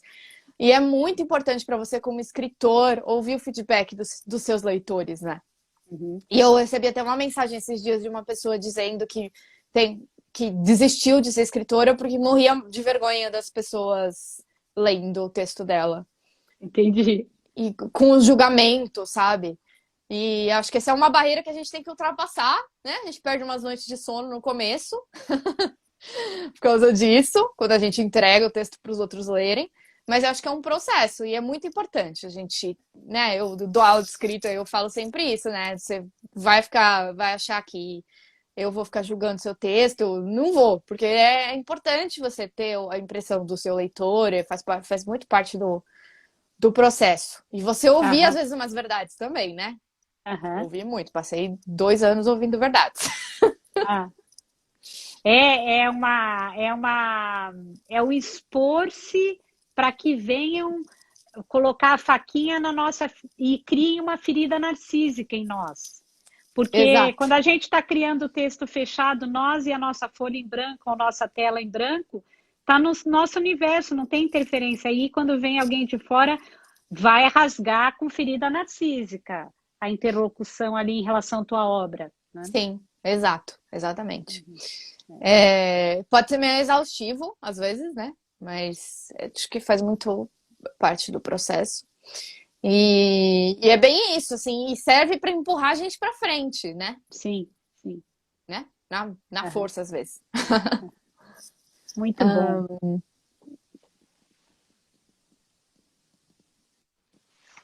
Aqui, Rapidinho. tem mais. Você não quer continuar lendo? Porque o meu leitor é bem devagar, eu vou acabar Ah, ficando deixa eu quieta ver aqui. aqui. Deixa eu ver aqui. Acho que temos mais comentários. Pergunta aberta. Como surgiu essa descrição do date na escrita e na leitura, principalmente dos olhos? Ah, bem legal isso. Como Ah, surgir, principalmente na leitura dos olhos azuis. Gratidão mais uma. Quer que eu releia? Não, Minha não, eu entendi, dificuldade eu entendi, eu tá, entendi. tá, Eu tá, entendi. tá. Então, eu vou contar uma história pra vocês, pessoal, minha. Eu namorei uma pessoa por 2 anos e meio, quase 3, acho. E, e a gente, assim, se apaixonou muito rápido, assim. E, e ele tinha olhos verdes. E eu fui descobrir isso muito tempo depois. Então, respondendo sua pergunta, autobiográfico. Um pouco. Não, não estou dizendo que este personagem é o meu ex-namorado. Não estou dizendo isso. São bem diferentes, inclusive. Mas a gente acaba colocando experiências que botam a gente para pensar, né? E eu não sou completamente cega. Eu tenho alguma visão. Então eu consigo, chegando perto, eu consigo ver os olhos verdes. E essa é uma outra diferença que eu coloquei de Isabel em relação a mim, né? Ela tem bem menos visão que eu. E isso surgiu, assim, no início, como uma. Lá atrás, quando eu era novinha, como uma simplificação, porque eu achava que era mais fácil das pessoas entenderem uma pessoa completamente cega do que uma pessoa com baixa visão. E aí acabou ficando e acabou sendo um exercício para mim também, né? De reduzir ainda mais, né, a minha visão e reproduzir essa experiência, né? Como é que isso seria? Imaginar como é que isso seria. E a ideia do Ricardo em si, enfim, ele é um personagem que representa muitas coisas que não dá para eu dizer aqui sem dar spoilers, mas é uma personagem que, enfim, ele, não sei se o pessoal que está aqui se lembra, né? Que ele estuda literatura modernista, né? E ele é um escritor, ele é o letrista, né? Ali da história. E aí, e muita gente, tem muita a coisa do poeta que abraça, né, a cegueira em relação ao mundo. Estou falando de uma cegueira metafórica. De não ter insights, de simplesmente reproduzir o que ele vê, sabe? Existe toda uma linha de escrita, né, que preza por isso, né? De não interpretar, de fazer as perguntas certas, não responder as perguntas, né? E, enfim, eu acho que é o personagem, no fim das contas, é o personagem que é mais parecido comigo. Apesar de Isabel ter a mesma deficiência que eu, apesar de Isabel ser mulher, acho que na essência ele acaba sendo o personagem mais parecido comigo. Eu me dei conta disso recentemente, assim, não foi uma coisa muito voluntária. E, enfim. Eu gosto de citar, e quem me conhece já me viu citando tantas vezes que eu sou repetitiva, igual no restaurante pedir sempre a mesma comida, viu? Você é canceriana, você também é assim? Rotina, Gente, a tradições. gente pede a mesma coisa, mas eu vou repetir a mesma coisa, né? Um dia eu fui ler um livro aqui em Curitiba de um autor curitibano, e aí quando eu abri ele tinha posto a seguinte epígrafe, acho que até já falei com você no nosso primeiro dia de conversa, que esse livro não é sobre mim, mas é a partir de mim, Exato, exato. né? Não Essas é sobre palavras, mim, mas é a partir de mim. Não tem como que o vórtice, que nem a fonte de uma fonte d'água, não ser Uhum, aquela fonte. Ela pode sim, não estar reproduzindo todo a origem mineral daquela água, toda a bioquímica exata, mas a fonte a partir do qual o vórtice vai jorrar é o a partir de, não é sobre, mas é a partir de. Então, sim. quando você assina lá, né, na tua bio, que leia mulheres, você criva uma menina, uma jovem e uma mulher, ainda que não seja uma história ipsis literis do que você viveu, não tem como não rastelar as mulheres e não Não, ser a partir de um lugar. E você coloca isso assim de uma forma irônica e sarcástica, mas, como diz a Clarice, soco no estômago, quando você fala que o lugar mais sedutor de uma cena de apresentação de música em bar, restaurante, show, é o lugar do cantor. O lugar da cantora é o sedução por excelência, está ali no palco. E aí as pessoas tendem a olhar para quem está nesse lugar de sedução, e você coloca que homens estariam olhando e se dariam conta do olhar vítreo, que é o olhar que volta para eles, mas então o que eu quero dizer é que você arrasta todo mundo a perceber que este lugar é o lugar de todas as mulheres, um sim. pouco no lugar feminino de abordada e também do lugar feminino da mulher cega, com todo o esquadrinhamento que você traz, e é um a partir de, não tem como não ser. Não tem. E eu acho que toda a escrita é feita a partir do escritor, É, né? Eu acho que não tem como. Você sempre coloca alguma coisa de você, né? aham, Da forma mais cifrada que seja, sempre há algo de você, né? O mais inconsciente, muitas vezes, né? aham, E por que que eu tô escrevendo isso? Esse meu ex-namorado, ele era psicanalista. E ele, uma vez, eu fiquei muito brava porque eu escrevi uma história que eu tinha matado a mãe da minha personagem. E aí ele falou que eu queria matar minha mãe. Que eu ah, queria, tipo, me libertar da minha mãe. E hoje em dia eu vejo quanto isso era pouco verdade, sabe? Tinha um fundo ah, de verdade. ah. Enfim. E é isso. Enfim. Temos mais? Deixa eu ver o Deixa eu tempo, ver peraí. aqui. O Wallace falou aqui sobre o teu livro Um Clarão nas Trevas. Wait Until Dark. Não sei se é o nome de uma música. Hum. Quem que comentou? O Wallace Dutra, aquele dramaturgo Ah, ator. tá. Deixa eu ver se tem mais algum. Tem uns pedindo para cantar, a gente junta, eu e você. Eu sem Ah, você. ai, que delícia. Olha aqui que a Vendo Além escreveu, a Letícia. Acho que esse livro vai ser um acontecimento no mundo literário representando com qualidade uma mulher com deficiência visual. Ai, É. obrigada. Aí o Edgar, eu já li e não conto nada, nem que me subornem. Nossa, mas o Edgar sabe os segredos escabrosos aí, sabe, os esqueletos no armário aí. Aí o Edgar fala, ouvir nosso texto com outra voz, lendo é estranho familiar, uma delícia. Sim, sim, exato. É uma delícia. E é muito importante no nosso processo, né? É muito Aham. importante. E a gente que não enxerga, principalmente, porque a gente fica ouvindo o texto com o diabo do leitor de tela, né? E é uma leitura muito robótica, muito. Né? As pessoas falam assim, ah, porque você faz tudo pela via áudio. É, sim, que você está sempre ouvindo os textos. Sim, mas não é uma voz humana, né? Então, não tem as entonações, as intenções e as impressões que o texto causa, né? Na pessoa, que sempre acabam se reproduzindo na voz. E eu acho que aí você toca uma questão visceral minha com o meu trabalho. Eu faço uma opção muito clara, categórica, proeminente, um label meu como leitora, de não fazer a leitura branca. É, Porque é. para a leitura Não é branca, impossível. robotizada, mecanizada, já existe todas as possibilidades tecnológicas. Então, eu brinquei numa outra live que eu participei que eu sou uma corruptora, eu corrompo o texto, porque todo mundo que for ler um texto que a Isabela está lendo não vai nunca mais ler uma possibilidade de imaginar o personagem ou a cena ou a intenção sozinha, porque Não.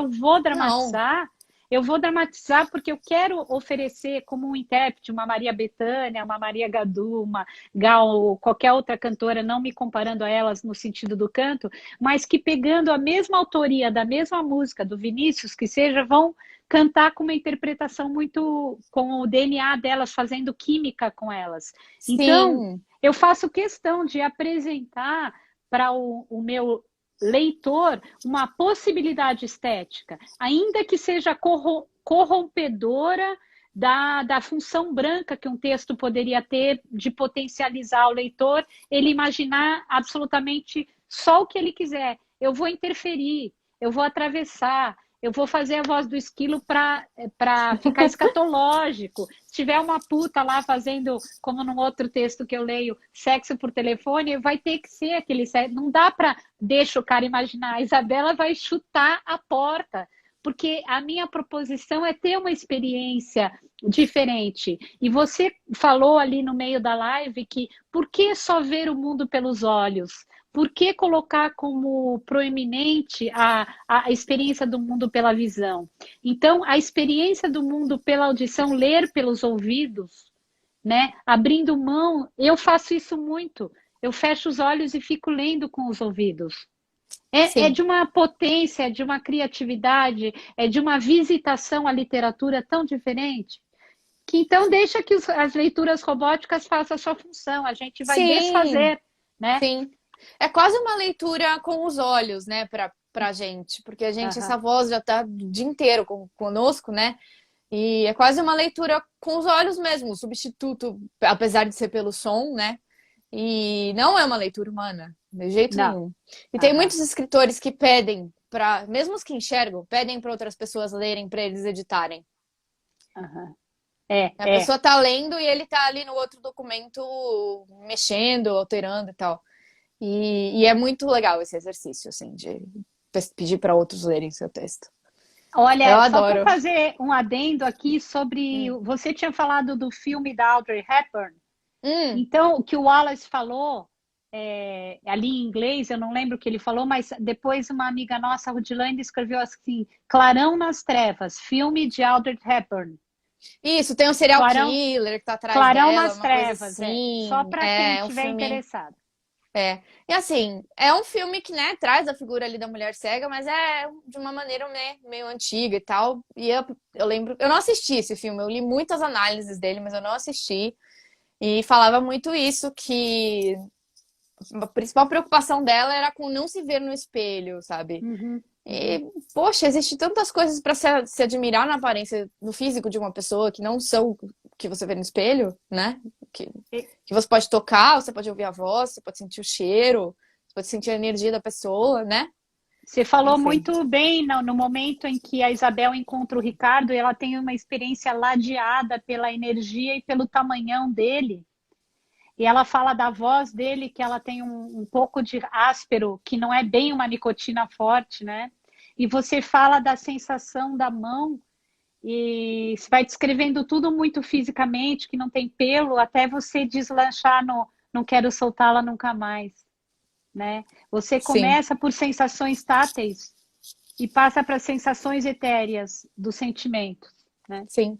E é assim que tudo começa para muita gente que não Uhum, enxerga, né? O Edgar tá uhum, aqui ainda, vai adora essas coisas. é. E assim, é assim que começa, por outras impressões que captam a nossa atenção, né?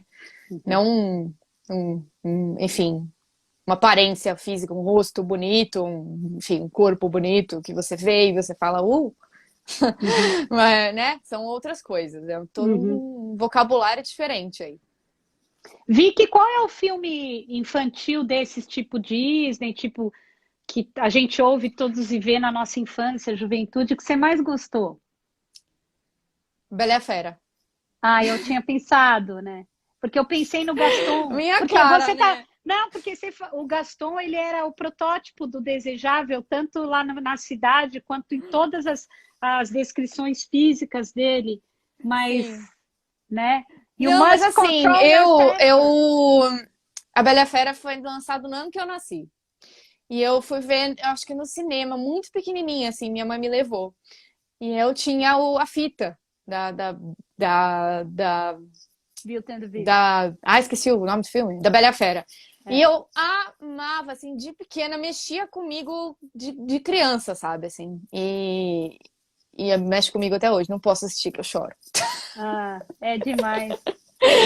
Enfim, mas Be my guest, be my guest.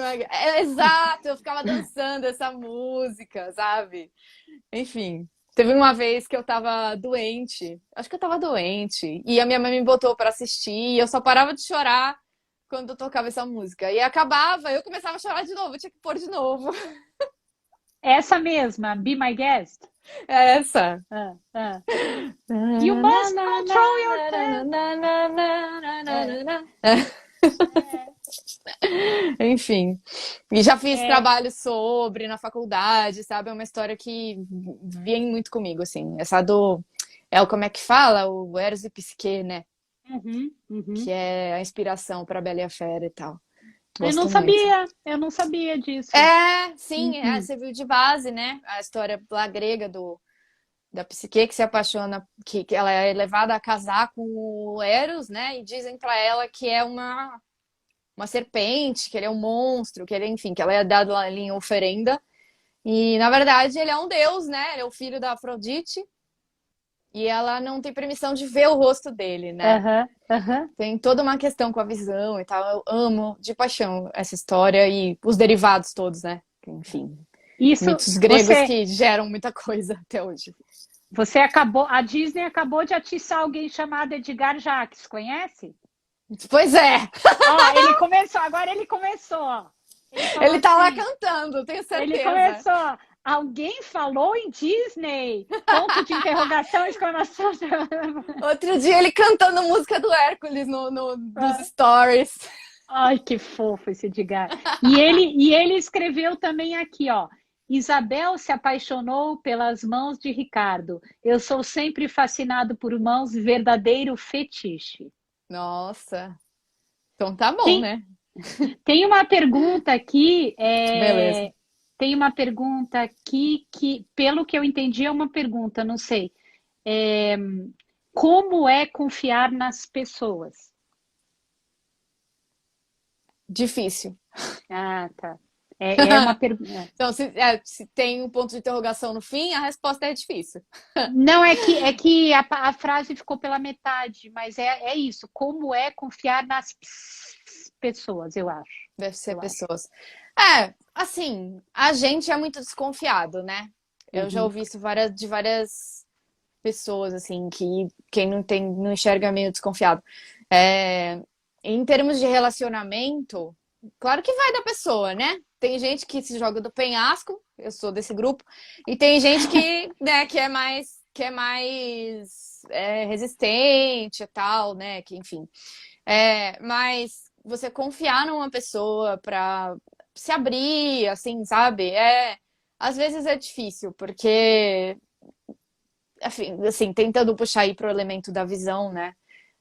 Às vezes a gente tem que ficar com o pé atrás, porque é um preconceito que a gente luta contra, mas que tem um pouco de verdade. O problema é quando você estabelece que isso é sempre, né? Que isso é um peso, que enfim. Que a gente não vê a malícia das pessoas, que as pessoas vão enganar a gente e tal. É aquela velha história, né? Do homem, do cara cego que a mulher trai e ele nem percebe, sabe? Nem sabe. Uhum, Por exemplo, meu pai, ele é deficiente visual também, que nem eu. E a minha mãe uhum, não.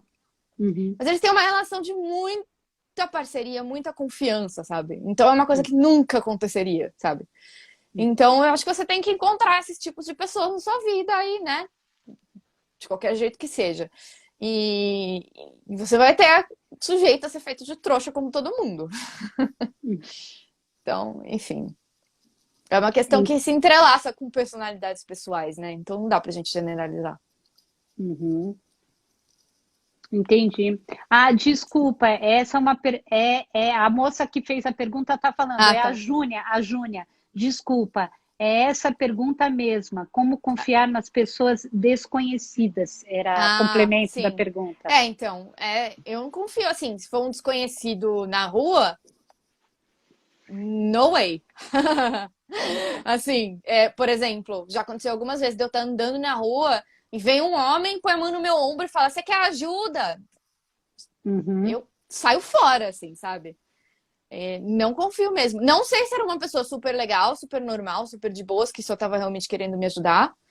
Ou às vezes não, né? E uhum, eu não tenho esse preconceito visual, esse repertório visual pra analisar uma pessoa assim, né? uhum, De cara. uhum. E aí, né, enfim, é um pouco mais difícil. Você tem que sempre que conversar mais e ter um feeling, assim, de como, em quem você pode confiar. Mas, Uhum. enfim. E mesmo para os enxergantes, né? Vamos falar que a cena é a mesma, porque são coisas das relações humanas, né? Apenas Sim. talvez que você vai usar um ferramental dentro das ferramentas tuas, assim, do tipo, vou sair, né? O outro pode olhar se o cara, sei lá, mas assim, a situação é a mesma, né? Imagino. Uma Sim. vez você estava falando, eu acho que foi você numa das lives, Hum. sobre ambiente de escola, pegarem coisa na mochila, acho que foi você que falou numa live, não sei. Aham. E eu fico pensando, é uma cena que a criança enxergante ou a com deficiência vai passar, mas às vezes coisas que nunca passou pela cabeça, né? Você pode olhar para a tua mochila quando a pessoa é enxergante. No caso do deficiente, ele vai ter que segurar a mochila, né? Aham. Não É. sei, for É uma cenas coisa que, por que. exemplo, eu tô vivendo aqui na Inglaterra numa residência coletiva, nós somos 6 Aham, aqui. aham, E outro dia eu comprei uma caixa de chá, uhum, nada a ver com Inglaterra, né? Mas tudo bem. E aí eu perdi a caixa de chá. E eu não sei onde uhum, está até hoje. uhum, E aí eu não sei se alguém pegou meu chá ou se eu, tipo, tá na minha cara e eu não tô vendo, sabe? Então a gente sim, tem que ter um cuidado redobrado nesse sentido, por exemplo, das uhum, nossas coisas, né? uhum, uhum. E então, né, é complicado. Nós não temos muito tempo. Vamos dar uma Sim. repassada se tem mais alguma Deixa eu ver se pergunta. tem aqui. Ai, passa muito É, rápido, meu Deus. é, é. Deixa eu ver aqui. Eu agradeço a todos que estão fazendo comentários bonitos sobre a minha leitura e eu não fiquei citando aqui porque eu já li e já agradeço, né? Tá Obrigada ótimo. a Foi ótima a todos. sua leitura. Vai pro Eu agradeço. YouTube depois. Quem tá vendo a gente no YouTube, beijos. Eu agradeço e não fiquei lendo aqui para não, né, para não invadir a conversa específica da produção literária. Deixa eu ver aqui se tem mais alguma que eu deixei passar. Questão... Tem alguém que falou Sacramento Ednilson. O Sacramento Ednilson Sacramento, ele escreveu assim a questão da bolha. Da bolha. Acho que a gente questão devia estar da bolha. falando de alguma coisa que ele complementou. E foi específico naquele momento. Deixa eu ver mais alguma coisa.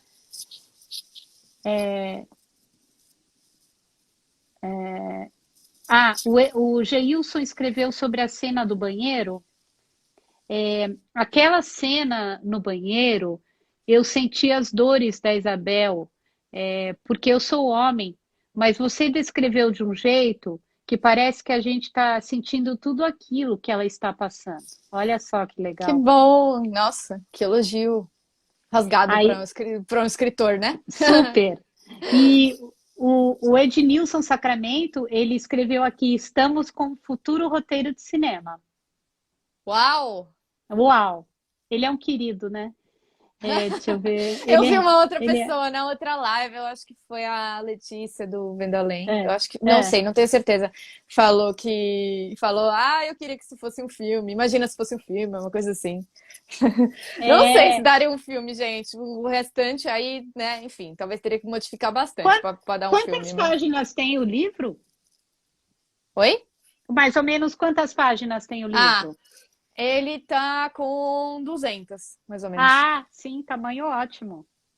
Tamanho ótimo. Pra mim é fininho, eu leio isso aí numa sentada, no final de semana. Você, assim. ela é uma leitora.